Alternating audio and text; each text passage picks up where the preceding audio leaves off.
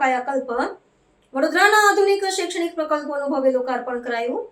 Smart classroom અને આધુનિક ભવનોથી સજ્જ થઈ સરકારી શાળાઓ. વડોદરા મહાનગરપાલિકા સંચાલિત નગર પ્રાથમિક શિક્ષણ સમિતિની શાળાઓમાં નવનિર્મિત ભવનો, સ્માર્ટ વર્ગખંડો અને અત્યાધુનિક પ્રયોગશાળાઓ સહિતના વિવિધ પ્રકલ્પોનો લોકાર્પણ સમારોહ વડોદરા ખાતે યોજાયો હતો. સ્થાનિક લોકપ્રતિનિધિઓ, શિક્ષણવિદો અને વહીવટી અધિકારીઓની ઉપસ્થિતિમાં આયોજિત આ કાર્યક્રમમાં શિક્ષણ ક્ષેત્રે પરિવર્તન લાવવાના પ્રયાસોને બિરદાવવામાં આવ્યા હતા.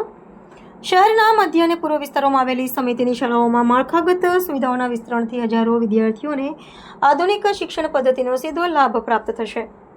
આ પ્રકલ્પોના અમલીકરણમાં ડિજિટલ શિક્ષણ પર વિશેષ ભાર મૂકવામાં આવ્યો છે, જેમાં સ્માર્ટ બોર્ડ અને આધુનિક ગણિત વિજ્ઞાન લેબ જેવી સુવિધાઓનો સમાવેશ થાય છે.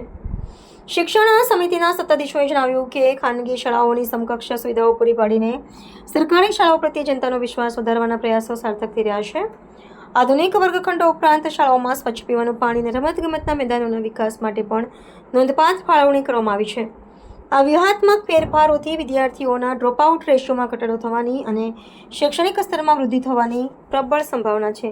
તમામ લાભાર્થીઓને એમનો લાભ આપ્યો છે અને લોકાર્પણ કરતાં ખૂબ આનંદ થાય છે કે ગત 5 વર્ષની અંદર નગર પ્રાથમિક શિક્ષણ સમિતિ વડોદરાએ વિકાસના નવા માનકો હાંસિલ કર્યા છે અને આવનારા દિવસોની અંદર આ જ અંત્યોદયની વિચારધારા સાથે નગર પ્રાથમિક શિક્ષણ સમિતિ કાર્ય કરી અને વિકસિત વડોદરાથી વિકસિત ગુજરાત અને વિકસિત ગુજરાતથી મોદી સાહેબના વિકસિત ભારતના સ્વપ્નને સાકાર કરશે એવી અપેક્ષા રાખું છું. નગર પ્રાથમિક શિક્ષણ સમિતિની લગભગ 79 જેટલી બાલવાડી અને બાલવાટિકાને સ્માર્ટ બાલવાડી અને સ્માર્ટ બાલવાટિકામાં રૂપાંતરિત કરવા માટેનું એક સુંદર મજાનો પ્રકલ્પ પૂરો થયો છે.